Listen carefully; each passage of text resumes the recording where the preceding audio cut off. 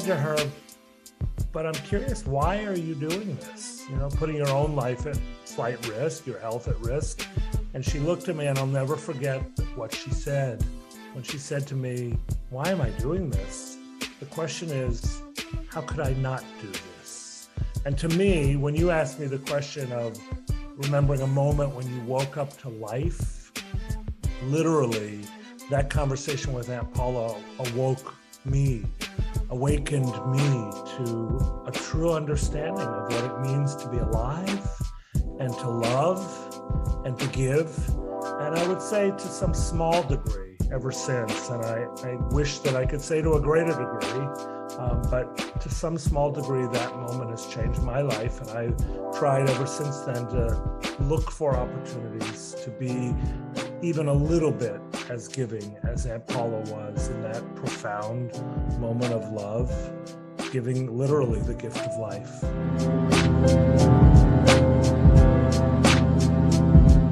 Welcome to another episode of Waking Up to Life with Rabbi Josh, a podcast built around conversations with people in the community who have found a bit of enlightenment in their lives through experiences. While these events may not seem life-changing to you, the conversation may just reveal how those moments shape the way my guest sees the world. It's an informal conversation with friends and family and insights from Jewish tradition, and it may just change your life as well. And if not, it's just 18 minutes with me. So, l'chaim, to life. Today on the podcast, we welcome a very special guest. It's a special guest because Rabbi Jim Bennett, who is one of the spiritual leaders of Congregation Sher Emeth in St. Louis, Missouri, happens to be also my brother, and therefore the only and oldest living person in the world right now who has known me for my entire lifetime. So, Jim, welcome to the show. It's great to be here, Josh. It's a little bit dangerous for me to have you on the show because you know so much about me, and you may reveal more than what we've talked about in order to share a little bit more with my guests, but I'm hoping you'll protect me from that disaster. You're safe because turnabout is fair play, and I know it. For sure. Well, I'm so glad you're with me. You and I have prepared for this moment, and I know that we have a shared experience in the death of our mother prematurely to kidney disease. But what's special about that was a connection we had to Aunt Paula. And I know you had an experience with her that will be the basis of our conversation. So share with my guests or with my audience what that story is. Thanks, Josh. It's one of the most amazing and transformative moments of my life, which at the time seemed relatively trivial, but it was back in the late 1980s, around 1986, 87. I actually don't remember the exact date, but it doesn't matter. As you and I and everybody in our family remembers, Mom was very, very sick and had come to the point in her progressive kidney disease that she really needed a kidney in order to survive, and was a candidate, surprisingly, given her relative advanced age, for kidney transplant. But very quickly, when that question of becoming a kidney transplant recipient came up, we remember that our beloved Aunt Paula, Mom's youngest sister, stepped up and volunteered to donate one of her kidneys to Mom. And I know we were all overcome with incredible gratitude and just love and relief, all wrapped up in the same. But the moment I wanted to share quickly was the moment the night before Mom's surgery, when Mom had been admitted to the University of Chicago Hospital and Aunt Paula had been admitted. And it was the night before, early the next morning, they would go in for surgery. And I stopped by to visit Mom, and she wanted to sleep. And so I stopped by Aunt Paula's room as well, and had the beautiful opportunity to be alone with her for just a few minutes. And we chatted, and I asked her if she was afraid, and she said no. And I just said to her, well, I just want to say thank you for this gift you're about to give your sister, my mom, our mom, and yourself. And I said, but I'm just curious. And I was a young rabbi, a little impetuous, more so than now, I guess.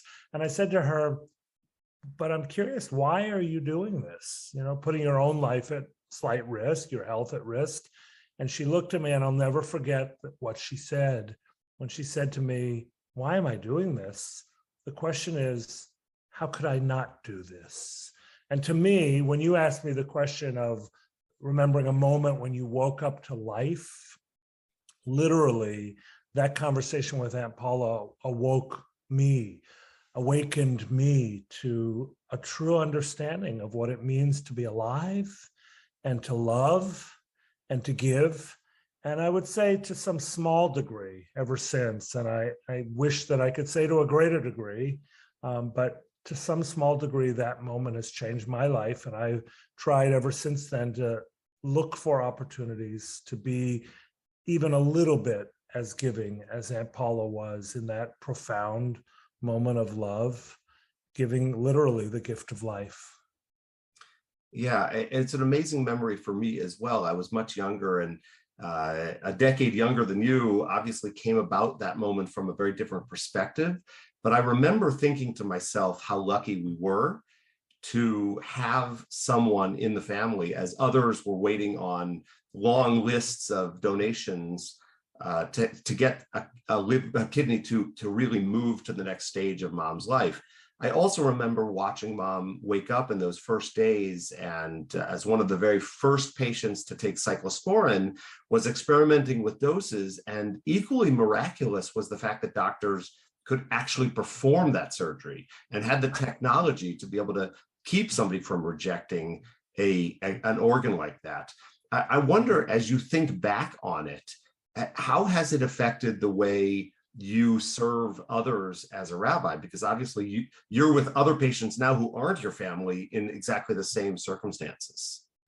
Yeah, well, there's the literal answer to that question, which is when I have the opportunity, like you, I'm sure, to more often than not, to be with families who need organ transplants or who are making the difficult decision about whether to give an organ to another family member or even to allow their deceased relatives' organs to be used to save other lives. There's the literal learning that I take away from that, which is the critical importance of the gift of life, of organ transplantation, of everybody who's able to sign to be an organ donor, and all that literal stuff. But for me, the reason I brought this Waking Up to Life segment to you today was more the way it's impacted me in non-literal ways, because there's the obvious connection to organ transplantation and trusting science and the miracle of science.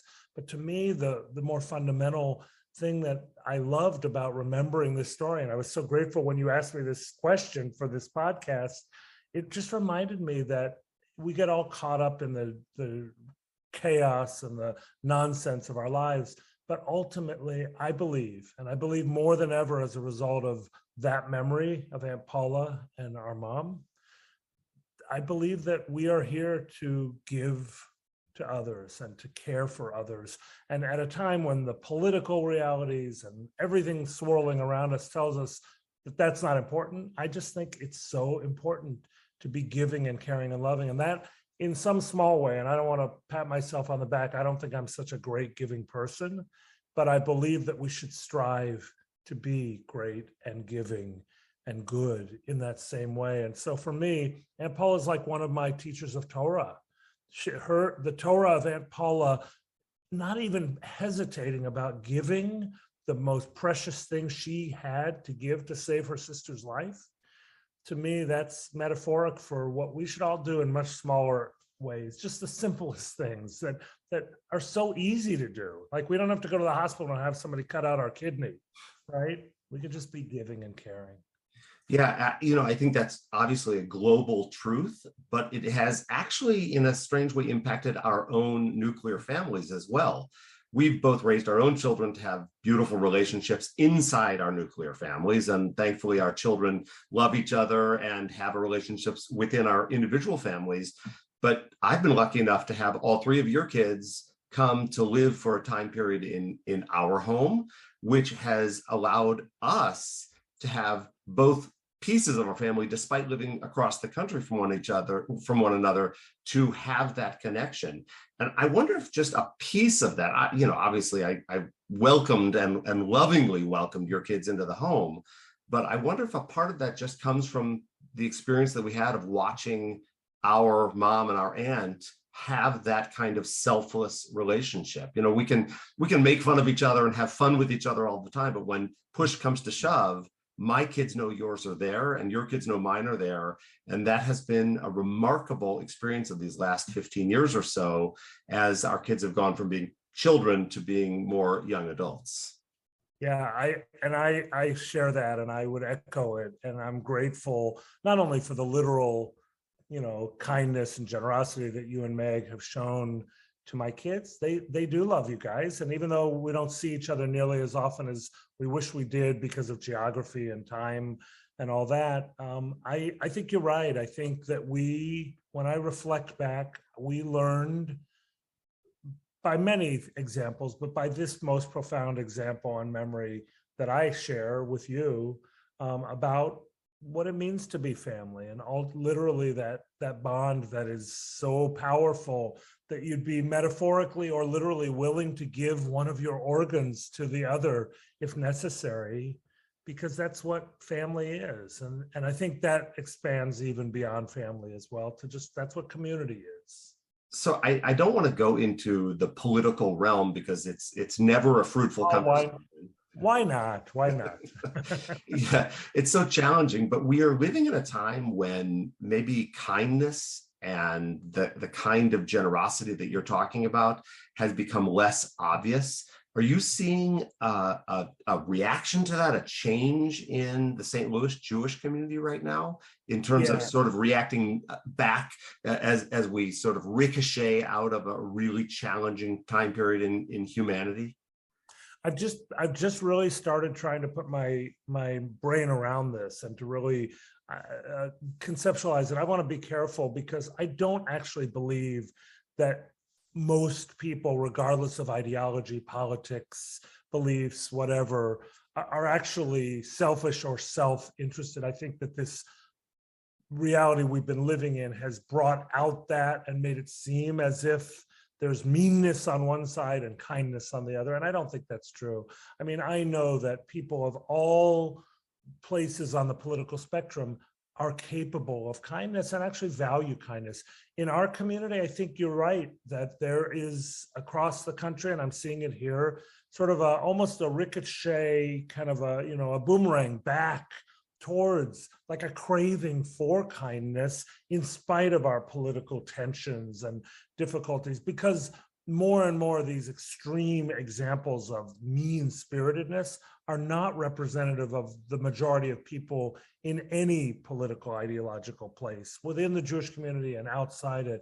Like most people, I don't know, what did Anne Frank said, I still believe that most people are actually good at heart. I actually do believe that. I really do. I don't think that's the naive meanderings of a little adolescent girl. I think that she was speaking a truth. Most people actually are good at heart. And when push comes to shove, I believe most people will go there. Yeah, and I think that to tear away the veil that we all wear that sort of protects us from the world, it is a harsh world. All joking aside about what it looks like politically and what it might look like for the challenges of this world. My kids are living in a community where there was just another shooting in a school. And it means that the world feels very ugly, feels very antagonistic. And I think if you peel that away, what you find underneath that surface is actually a core value. It's a human value. It's also a Jewish value. The value that we strive for when we talk about specifically kidney donation is obviously pikuach nefesh, the value of saving life or prioritizing life over everything else. But there's also a value in Jewish tradition, in a place where there are no mensches, human beings, we are told to strive to be mensches, to be good human beings. And that's really what we're talking about. This isn't strange Torah, right? This is not a way out there. This is basic humanity. Be good people. Take care of other people. So the question I have for you is, how do we do that? How do we help people get to that in their lives? Yeah, I agree with every word you just said. Your Torah is speaking my truth as well. Look, I think you just hit the nail on the head. These horrible examples of evil and mean-spiritedness, like, for example, the shooting that you're grappling with in your region right now, those are real, but they are not the majority reality around us. The majority reality around, and I say this as well to the Jewish community. Yes, there's anti-Semitism and there are people who hate us, but most people are not anti-Semites and most people don't hate us. And so to answer your question, I think, yeah, in a place where there are no human beings, no mensches, strive there especially to be human. And also another quote that comes to my mind is Olam Chesed Yibaneh, that the world needs to be founded on and built on chesed, that core Jewish value of loving kindness. And the easiest way to do that, it seems so trite and obvious, but it's just to do it. When Aunt Paula looked at me that night from her hospital bed and said, "What are you asking me? Why am I doing this? How could I not do this?" I'd like to think that we all could become that person who, when given the choice between doing something kind and giving and loving or not, would just intuitively say, of course I'm going to do the kind thing. We're not there yet, but I agree with you that our Jewish tradition gives us the opportunity to do it in every single case. I can't think of an example where doing the kind thing, doing the loving thing, isn't doing the right thing. Yeah, but we know it's not always easy, right? The rabbis knew it wasn't always easy. They talked about Yetzer Tov, the good inclination, and Yetzer Hara, the evil inclination. And it is much easier to be in that challenging moment with another human being to allow the evil inclination to take over. But what you're saying, and I think it's an important takeaway for the listeners today, is you just have to seek going deeper into what you know is right and just push down that negative or evil that's in the world and seek out what I think is light and goodness and kindness and hope, because in the end, it's always better, right? We love what it feels like to have people in our lives that are kind and good. So can we just be kind and good? Is that something that we can make happen? I think the answer is it has to be. I agree. Thank you for saying that. So I just want to ask this personally. As you have taught your own children, as you are a husband, as you're a spiritual leader in your community, can you just talk for one last minute here about what your commitment is towards that value in the next short term and long term? How do you see that playing out in your own personal life? Yeah, it's funny. I'll start with my work, like your work, which can be all consuming. It is my mission. I'm not always good at it, by the way. I'm very human and flawed in my work, but it is my mission to remind the people with whom I work and the people who we serve in our community, in our congregation, and in the Jewish community at large, that it's, as you said a minute ago, it's always easier to be kind and filled with joy and optimism and hope. And so a very real, simple thing is it's like exercise. You can think a lot about it. I do, by the way, I think a lot about it, but actually doing it actually feels good. And so we have to exercise these muscles of kindness and joy and love and optimism and hope, and use them instead of the muscles of laziness and angriness and hostility, which are there also. And if we don't use the joyous good muscles, the muscles of chesed, the others will just snap into place and fill the space. I also would say ultimately it all begins with us individually. And so answering your question about personal, family, friendships, it's simply being aware of this challenge. And so again, trying to exercise those muscles to work against my own instinctive tendency to want to be grumpy or to be mean-spirited, which, I struggle with that like all of us do. But to actually exercise those muscles of chesed every waking moment whenever we possibly can. I so appreciate that analogy. I think it's a perfect way for people to think about this practice. And in the spirit of what you just taught, I just want to take a minute to share my gratitude for our relationship. I think that over the last many years, sharing a profession, sharing a life, it has been exciting to be your brother, to grow into this adult relationship. I'm really grateful for you. I'm grateful for our connection. And I'm really thankful that that we have been able to build what we have together. So I love you, and I'm proud of where we are at this stage in our lives.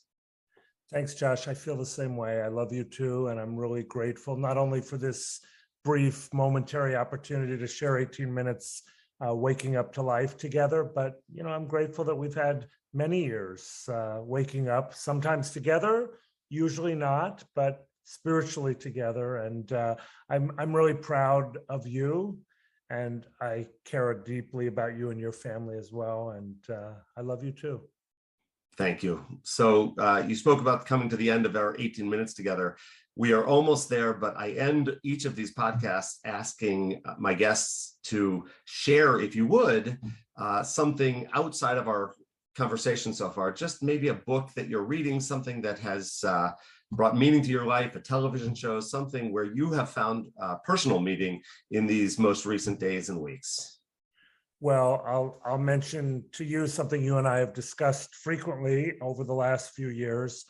I've been reading and just finished actually reading the new book by Daniel Sokach, the CEO of the New Israel Fund, a magnificent, beautiful primer on the Israel-Palestinian conflict called Can We Talk About Israel? A Guide for the Curious, Conflicted, and something else. I don't remember the exact subtitle. I highly recommend it to everybody. Daniel, as you know, is a fellow Gucci alumni from the Goldman Union Camp Institute in Indiana, but more importantly, is doing magnificent work. And his insights actually relate to what we were talking about today. I know I shouldn't have connected them, but he approaches the Israel-Palestinian conflict with the same core value, which is our Jewish value of chesed and love and kindness and respect. And I really recommend it. It's had a profound impact on me the last couple of weeks. And fantastic. That's a great recommendation, and actually a great suggestion for a future guest on the podcast. So that's fantastic. I'm hosting him tomorrow night. Amazing. So mention the podcast, and hopefully he'll join me soon. Dan, I'll be reaching out to you in the coming weeks. Rabbi Jim Bennett from Sheremet in St. Louis, Missouri, thank you for being my brother. Thank you for being a guest on the podcast. I really appreciate your time. So for all of you who are watching and listening, we've come to the end of another episode of Waking Up to Life with Rabbi Josh. Until next time, I hope that you will find meaning in the relationships you have, that you will, as we learned today, bring kindness into the world. Until then, I hope you will continue waking up to life.